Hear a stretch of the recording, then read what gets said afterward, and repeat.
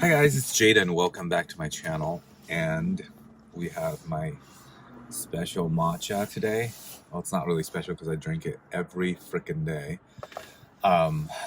It's Japanese matcha, which is powdered green tea with oat milk, iced, and a simple rose syrup. That's pretty much what I have every time on these videos. A lot of people have been asking me.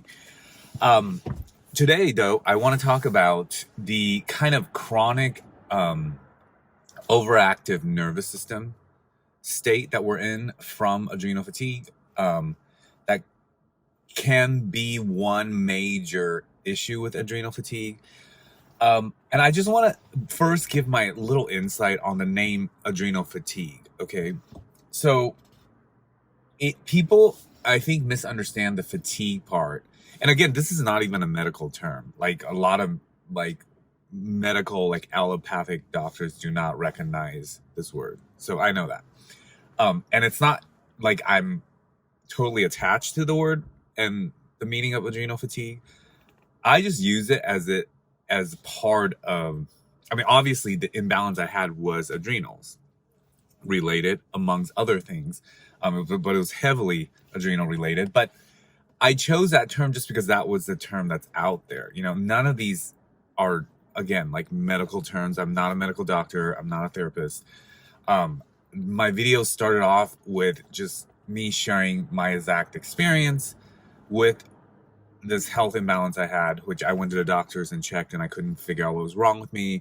And then I went through this whole journey. So it just turned into like these different names that I use, like health crashes. Again, not really like a medical term. So I don't want to give the wrong impression, like I'm trying to create like a new name for these imbalances. I'm just trying to use names that are like relatable. Okay, so but today is all about that kind of hyperactive nervous system state that we can be in because our adrenal hormones are out of whack. Obviously, there's other reasons that can cause that too, but definitely with adrenal fatigue or adrenal imbalance and just chronic stress, which runs down your adrenals, can cause this. That's certainly what happened to me. And this is just this underlying, like, you're always kind of anxious, you're more alert, you're more kind of fight, not fully in fight or flight mode, although sometimes you will often be in fight or flight, but it's this like constant underlying just overactive nervous system. Like you're more likely to jump, you're more likely to like hyper focus. It's a very draining, tiring state.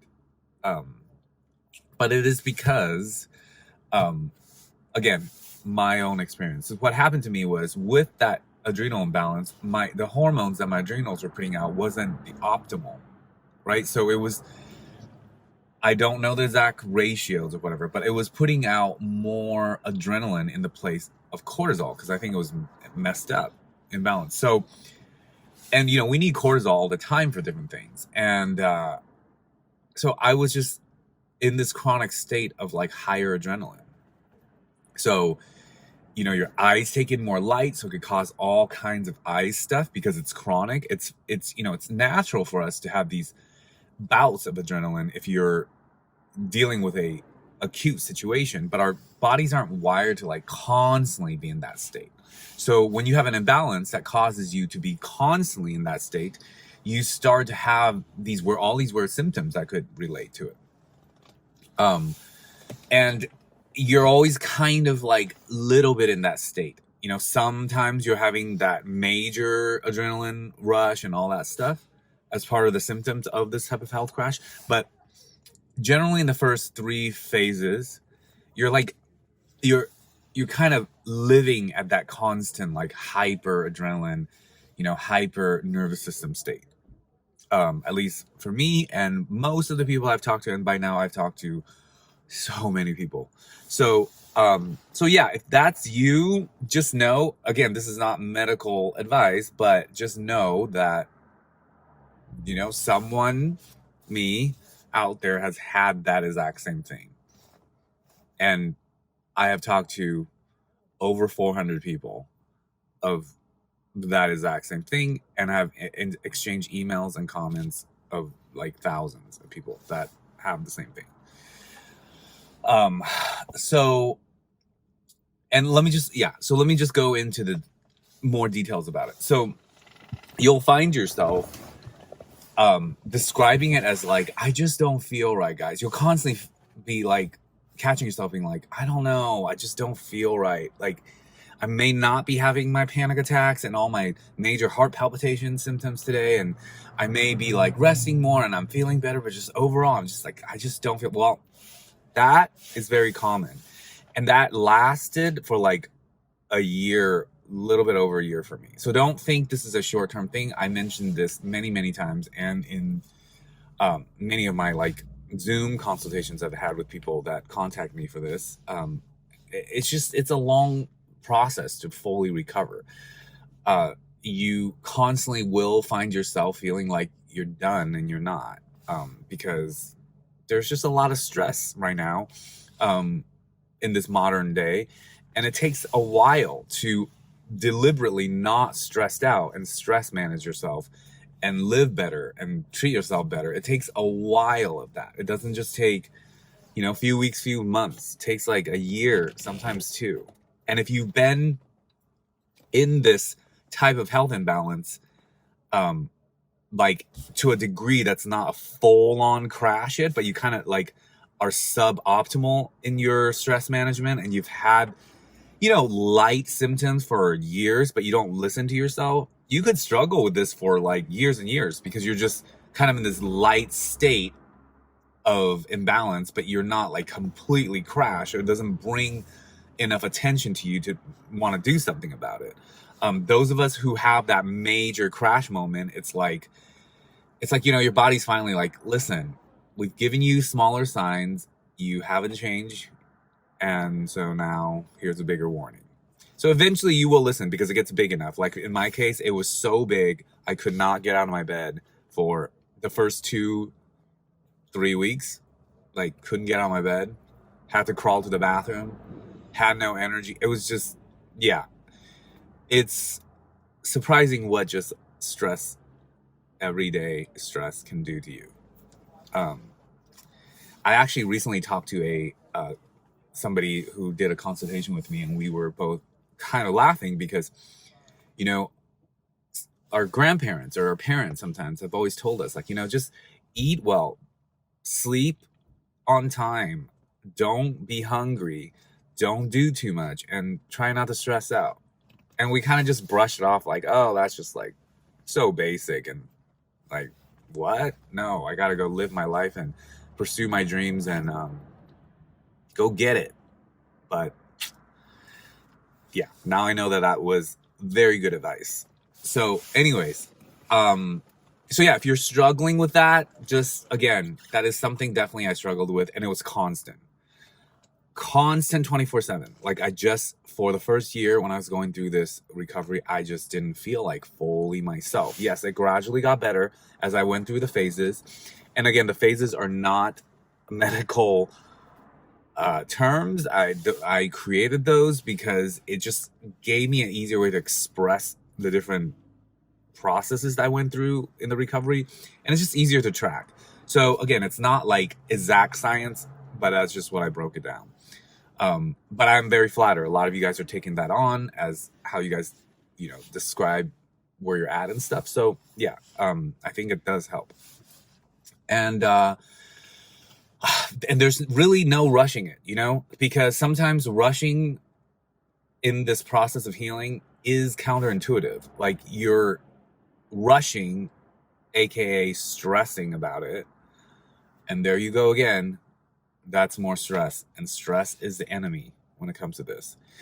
A really good thing to remember, and this is what I discovered for myself through it, it's like, you just have to be moment to moment checking in with yourself. And it's all about not doing things that stresses you out. So a great example is like, if this exact suggestion that I'm telling you right now, to be moment in moment, not to stress out, if for some reason your way of doing that stresses you out, don't do it because it's stressing you out.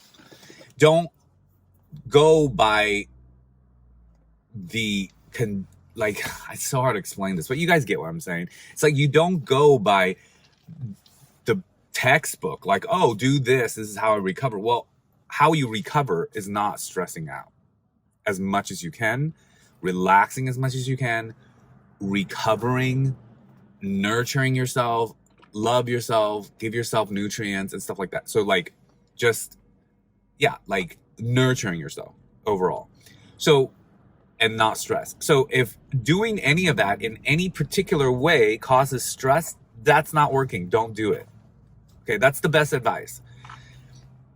Including my advice, including all the things I share. If any of that doesn't work for you and it causes more stress, don't do it. Listen to yourself. It's all about that, guys. This is not about doing it my way.